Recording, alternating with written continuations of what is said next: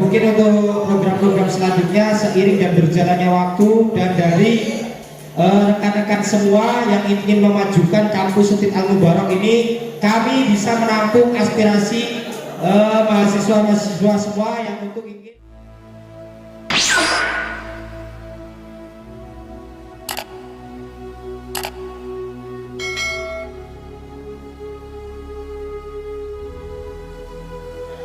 Oke, kepada para pemilih yang ingin bertanya silakan angkat tangan.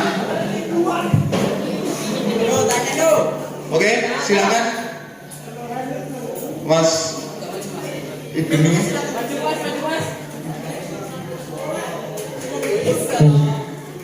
Enggak, ini karena ini tadi yang pertama menanggapi selalu pasangan nomor 1, sekarang nomor 2 terlebih dahulu. Ya, seperti saya sampaikan, assalamualaikum warahmatullahi wabarakatuh.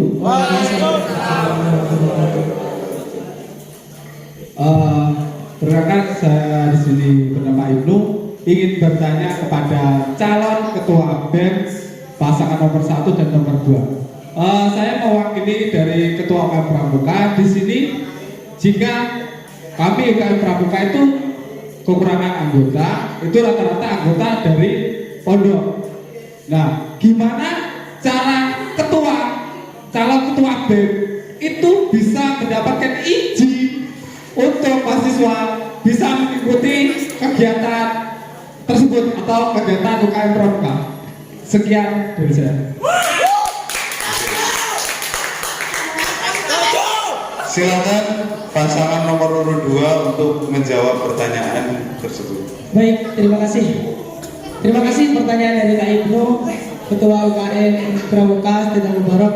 Jadi langsung saja saya tanggapi untuk menambah kekurangannya peserta di dalam UKM Pramuka. Dalam kutip kalimat saat melakukan kegiatan itu melakukan kegiatan di dalam atau ketika di luar? Di dalam, dua-duanya, bisa di dalam kampus dan bisa ada kegiatan di luar kampus. Baik. Jadi ketika UKM Pramuka menjalankan kegiatannya, itu pasti memiliki agenda, ya kan? Jadi agenda UKM Pramuka selama seminggu itu ada berapa kali?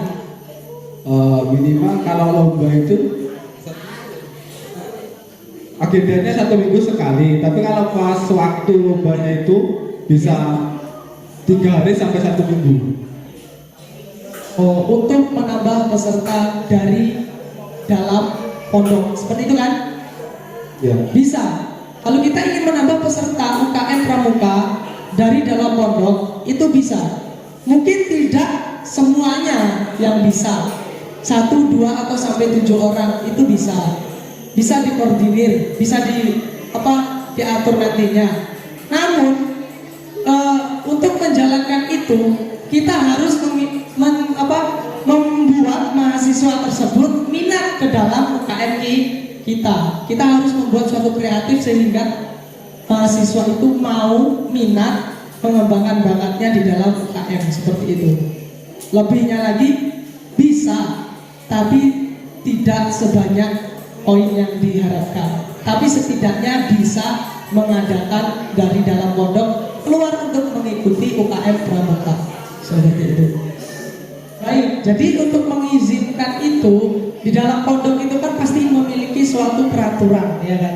Apalagi di dalam pondok memiliki kegiatan yang sangat ekstrim, sangat kompleks, banyak sekali kegiatan yang ada di dalam pondok. Sehingga kenapa kok muncul pertanyaan oleh ketua UKM tadi, bagaimana cara meminta izin agar mahasiswa yang berstatus santri bisa mengikuti UKM?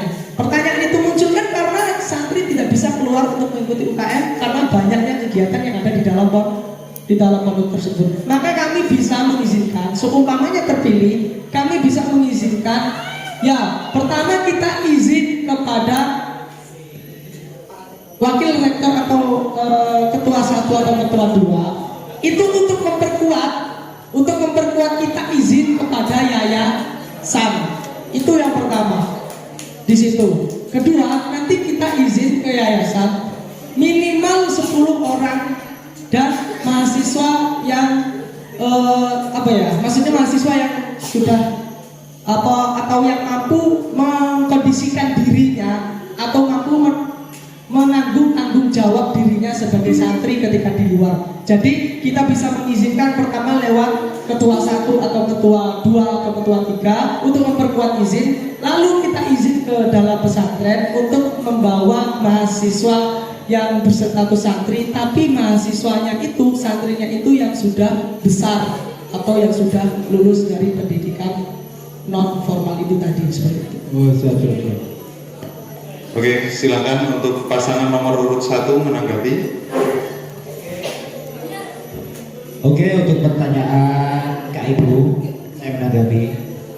Di sini seandainya saya terpilih menjadi ketua BEM, saya nggak mau muluk-muluk janji-janji.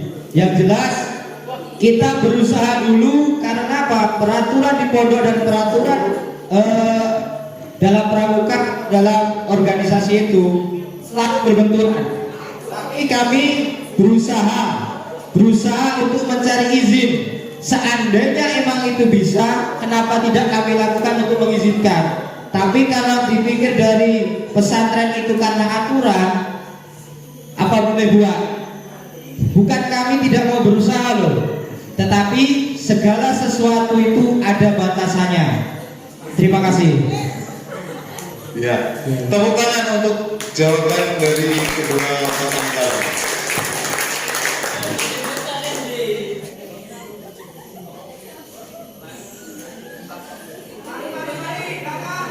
Nah itu silakan. Satu dulu silakan. Cik. Assalamualaikum warahmatullahi wabarakatuh. Perkenalkan, nama saya Nur Hayadi dari PGMI semester 5. Saya ingin bertanya pada calon-calon ketua BEM STID Al-Mubarak, mana yang akan Anda pilih, kuliah atau organisasi? Begitu. Demikian, terima kasih. Wassalamualaikum warahmatullahi wabarakatuh.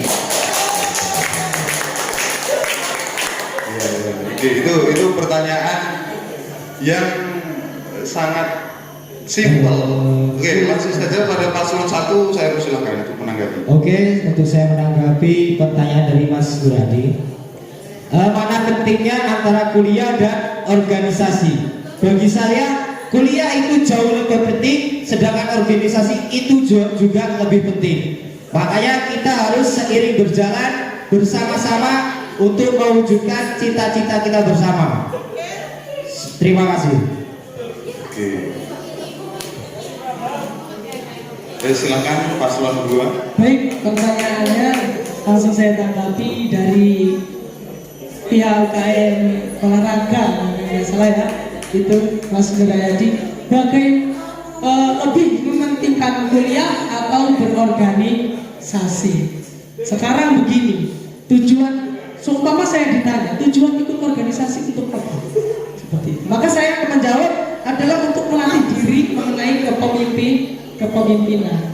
Seorang mahasiswa itu adalah pejuang bangsa. Kalau pejuang itu adalah pemimpin. Terus sekarang ke kuliah, ya, masuk ke kuliahan.